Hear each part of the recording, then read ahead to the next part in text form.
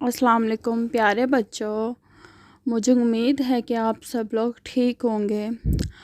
मेरी कहानी सुनने से पहले आप लोग जल्दी से जाके मेरे चैनल सब्सक्राइब और वीडियो को लाइक कर दीजिए।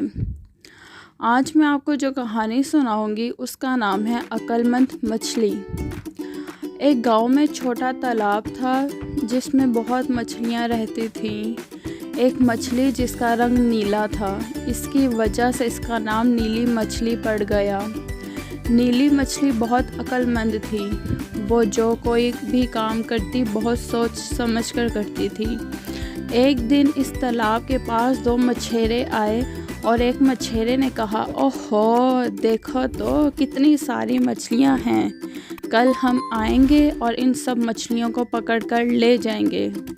ये बात नीली मछली ने सुन ली और वो जाकर दूसरी मछलियों को सुनाने लगी।